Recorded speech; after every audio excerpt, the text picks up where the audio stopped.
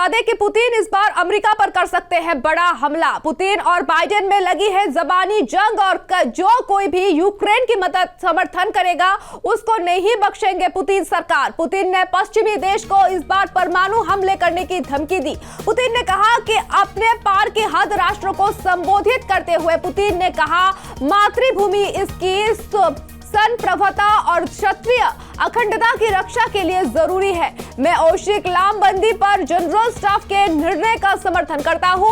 रूस के लोगों की रक्षा के लिए इस पर फैसला लेना जरूरी था। रूस और यूक्रेन के बीच युद्ध शुरू हुआ लगभग अब 7 महीने से ज्यादा समय हो चुका है। अमेरिका समेत यूरोप के कई देशों की कोशिशें के बाद भी युद्ध रुकने का नाम नहीं ले रहा। इसी बीच रूसी सेना के कमजोर पड़ने और उसके कब्जे से यूक्रेन द्वारा कई शहर चुराने की खबरें और चर्चा में थी। बता दें कि युद्ध जो है वो समाप्त हो सकता है, ये खबरें थी, लेकिन नहीं हुआ।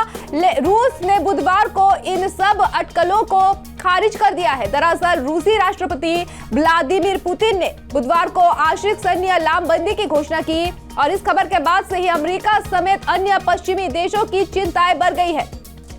बता दें कि देश को संबोधित करते हुए आदेश दी गई है। टेलीविजन पर राष्ट्र को संबोधित करते हुए पुतिन ने कहा मातृभूमि इसकी संप्रभुता और क्षेत्रीय अखंडता की रक्षा के लिए वो कुछ भी कर सकते हैं।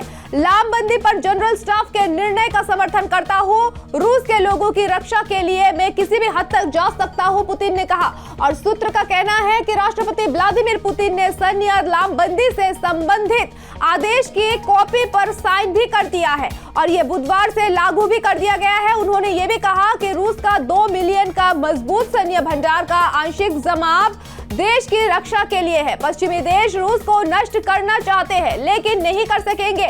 और आंशिक लामबंदी के मामले पर पुतिन के इस ऐलान को अभी रूस के आक्रामक रूप को जारी रखने और यूक्रेन में युद्ध को और बढ़ाने के रूप में देखा जा रहा है। आपको बता दें कि आंशिक लामबंदी के रूप में एक मजबूत आधार मिलेगा। आंशिक लामबंदी का मतलब ये हो सकता है कि रूसी नागरिकों को युद्ध के प्रयास में आर्थिक योगदान देना होगा। पुतिन ने अपने संबोधन में आंशिक लामबंदी की घोषणा करते हुए कहा कि जो नागरिक वर्तमान में रिजर्व में है और जो सशस्त्र बलों में सेवा दे चुके हैं, जिनके पास कुछ सैन्य विशेषताओं और प्रासंगिक अनुभव है, उनकी सेना में भर्ती की जाएगी।